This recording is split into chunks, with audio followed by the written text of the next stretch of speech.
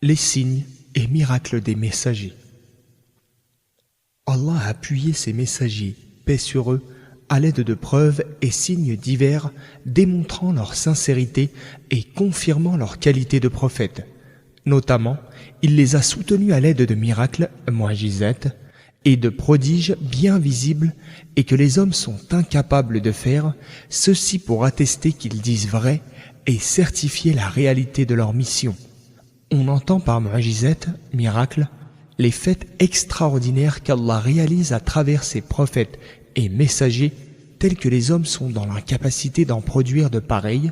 Par exemple, la métamorphose du bâton de Moussa, Moïse, en serpent, que Isa, Jésus, sur lui la paix, puisse informer les gens de son peuple de ce qu'ils ont mangé et de ce qu'ils conservent caché dans leur demeure, la brisure de la lune, miracle donné à notre prophète, paix et salut d'Allah sur lui.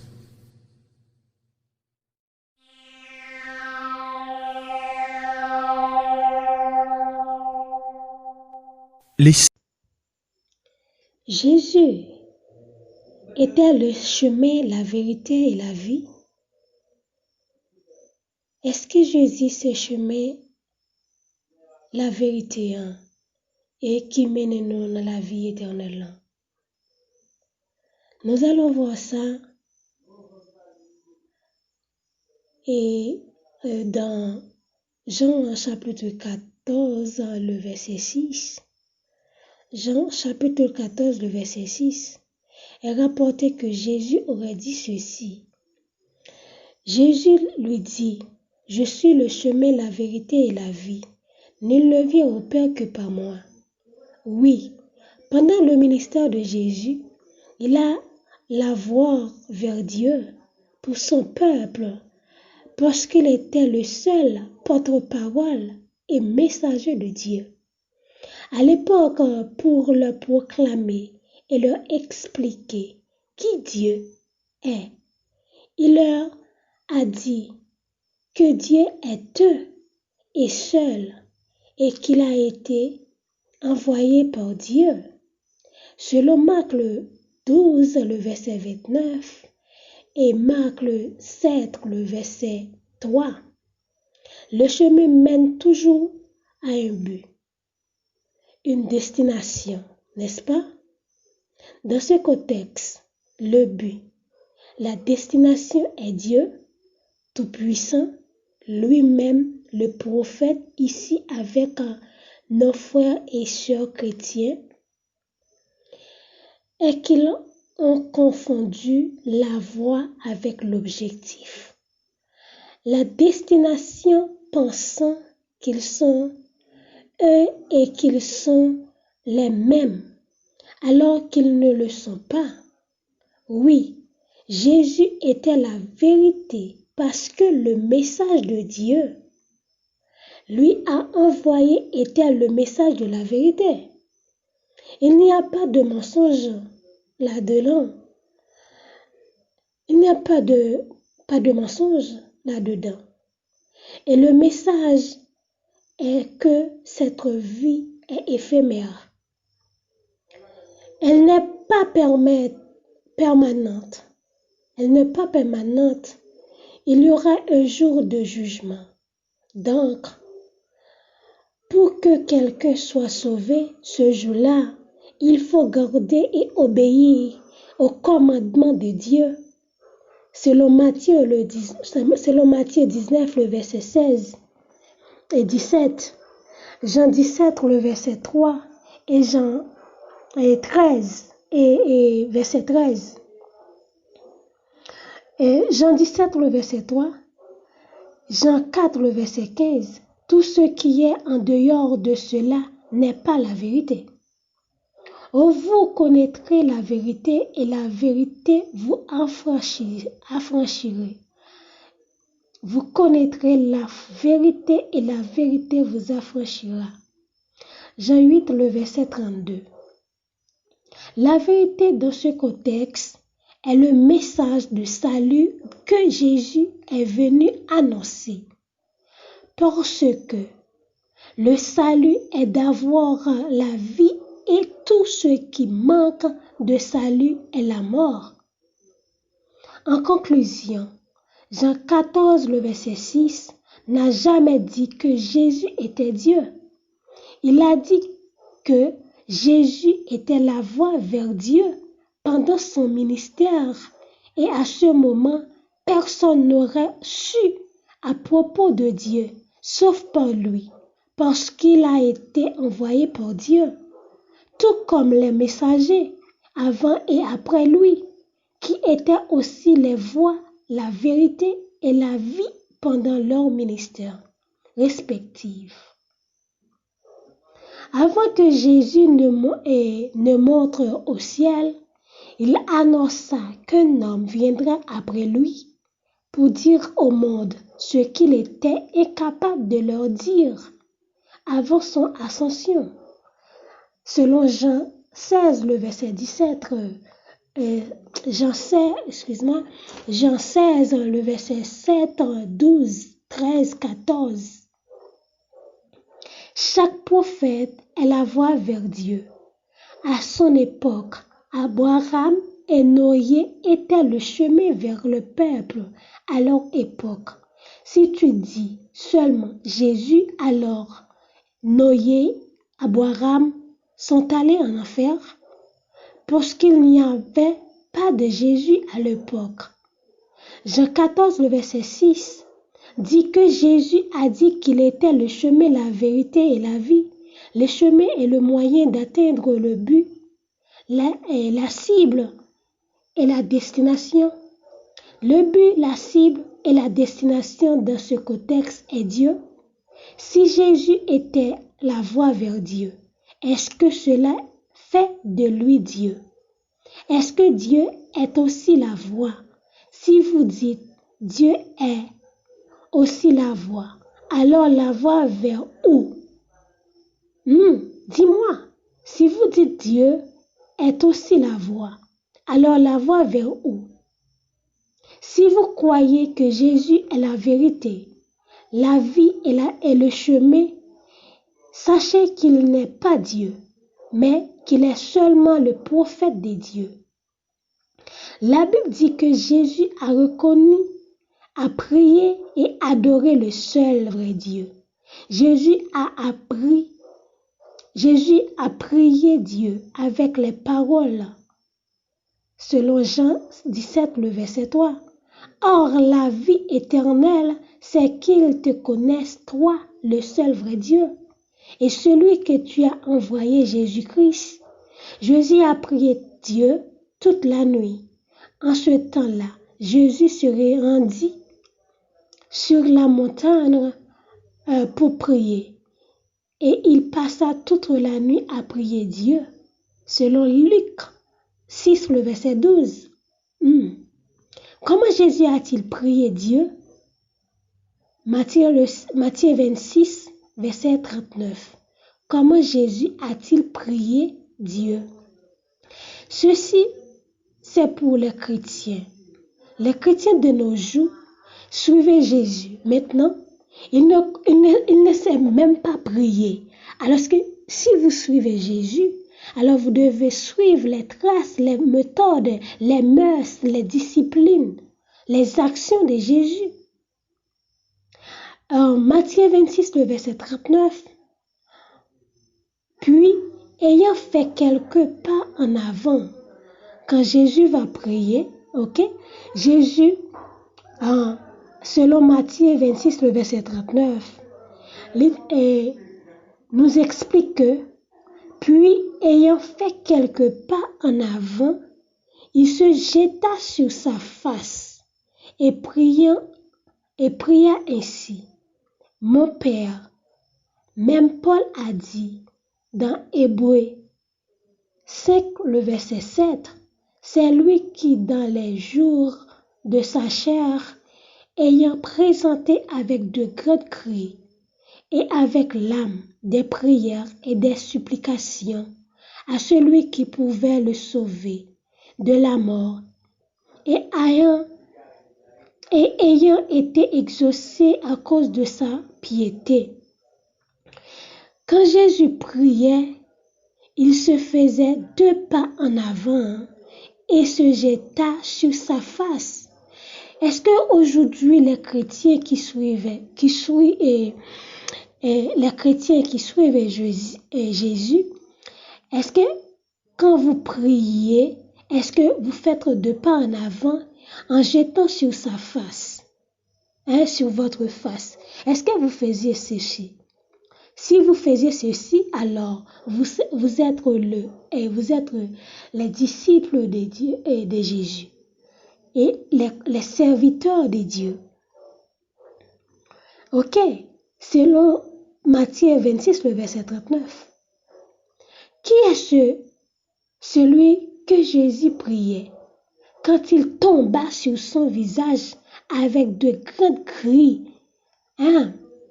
Dis-moi, qu'est-ce que celui que Jésus priait? Dis-moi, quand il tombait et quand il tomba sur sa face, dis-moi, est-ce que c'est et le Satan le bannit? Ou bien c'est lui-même qu'il priait encore? Dis-moi, est-ce que vous pouvez m'expliquer?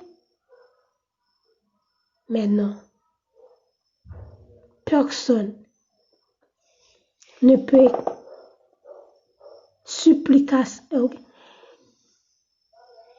et des supplications se pria-t-il lui-même? Jésus pleurait-il en larmes pour lui-même et se suppliait-il de se sauver de la mort? Mais non. Dis-moi, qui est celui que Jésus priait quand il tombait sur son visage avec de grands cris et des supplications? Qui est-ce? Se priait-il lui-même? Jésus pleurait-il en larmes pour lui-même et se suppliait-il de se sauver de la mort? Aucun homme saint d'esprit ou fou ne prie pour lui-même. La réponse doit certainement être un non. Retentissant, quand Jésus priait le seul vrai Dieu. Jésus était le serviteur de celui qui l'a envoyé. N'était-ce pas Dieu? Mais oui, c'est Dieu qui l'a envoyé. C'est dit dans la Bible, c'est Dieu qui a envoyé Jésus. Jésus a dit que ma doctrine n'est pas de moi, mais de celui qui m'a envoyé. Pourquoi Jésus est Dieu s'il a quelqu'un qui a envoyé? Allons jeter un coup d'œil dans le livre des musulmans qui je suis, dans le Coran. Alors le Coran confirme que Jésus a appelé au culte du seul vrai Dieu, qu'on appelle Allah, est mon Seigneur et votre Seigneur. Adorez-le donc. Voilà le chemin droit. D'après le Coran 3, le verset 51. Jésus lui-même a appelé au culte du seul vrai Dieu. Jésus lui dit, « Je suis le chemin, la vérité et la vie. Nul ne vient au Père que par moi. Celui qui m'a vu a vu le Père. » Je répondrai ensemble à ces 2 versets.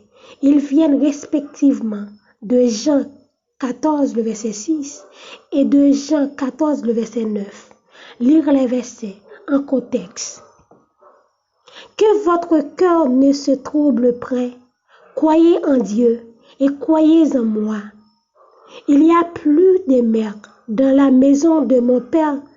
Si cela n'était pas, je vous l'aurais dit. Je vais vous préparer une place. Et lorsque je m'en serai allé et que je vous aurai préparé une place, je reviendrai et je vous prendrai avec moi, afin que là où je serai, vous y soyez aussi. Vous savez où je vais et vous en savez le chemin. Thomas lui dit, Seigneur, nous ne savons où tu vas. Comment pouvons-nous en savoir le chemin? D'après Jean 14, verset 1 à 5. Dans le contexte, nous lisons que Jésus-Christ, PSL, parle de Dieu Tout-Puissant. Le deuxième couplet et le deuxième verset donne la réponse. Jésus dit, chez mon Père, il parle d'aller au paradis. Il parle de questions spirituelles. Il pense à une certaine situation géographique. Il pense à une situation géographique. Jésus PSL donne donc la réponse. Et dans le verset 6, Jésus lui dit, je suis le chemin, la vérité et la vie. Nul ne vient au Père que par moi. Jean 14, le verset 6. Il est la voie vers Dieu. Chaque prophète pendant son temps était la voie vers Dieu, n'est-ce pas? Bien sûr. À l'époque de Moïse, il était la voie vers Dieu. Les enfants d'Israël ont choisi une autre voie à travers le veau doré, et cela n'a pas été accepté d'eux. À l'époque de Noé, il était la voie vers Dieu. Si vous deviez faire des économies, entrez dans l'arche, c'est tout. À l'époque de Jésus, il était aussi la voie vers Dieu. Et aujourd'hui, c'est l'époque du prophète Mohammed, PSL, et il est la voie vers Dieu Tout-Puissant. Si vous me connaissiez, vous connaîtriez aussi mon Père. Et dès maintenant, vous le connaissez et vous l'avez vu. Jean 14, le verset 7. Ici, Jésus dit que si vous me connaissez, vous connaissez Dieu. C'est-à-dire, si vous me suivez, vous suivez indirectement Dieu Tout-Puissant. Voir Dieu ici signifie connaître Dieu comme nous pouvons le voir dans le verset 8. Philippe lui dit, Seigneur, montre-nous le Père, et cela nous suffit. Jean 14, le verset 8. Ici, Philippe demande à Jésus de lui montrer Dieu. La Bible dit, personne n'a jamais vu Dieu. Alors vous dites que Jésus est Dieu. Dans Jean 1, le verset 18, dit que personne n'a jamais vu Dieu. Alors que vous voyez Jésus, manger avec Jésus, dormir avec Jésus, marcher avec Jésus, vous dites que Jésus est Dieu. Ah, dis-moi, dans Jean 1, le verset 18, dit personne n'a jamais vu Dieu. Mais l'Éternel dit, tu ne pourras pas voir ma face, car l'homme ne peut me voir et vivre. C'est-à-dire, écoute bien. Mais l'Éternel dit, tu ne pourras pas voir ma face, car l'homme ne peut me voir et vivre. Exode 3, le verset 20. Exode 33, le verset 20. D'après Exode 33, le verset 20. Mais l'Éternel dit, tu ne pourras pas voir ma face, car l'homme ne peut me voir et vivre. À noter que le mot l'Éternel entre crochets est le mien. Alors si vous avez une Bible, ok, regardez bien dans votre Bible, l'Éternel entre crochets, ok, entre crochets est le mien. En tant que juif, ils savaient d'aucun homme ne peut voir Dieu et vivre en faisant une demande aussi absurde. À Jésus, paix et bénédiction sur lui, de lui montrer le Père. Jésus PSL répond. Jésus lui dit, il y a si longtemps que je suis avec vous et tu ne m'as pas connu. Philippe, celui qui m'a vu a vu le Père.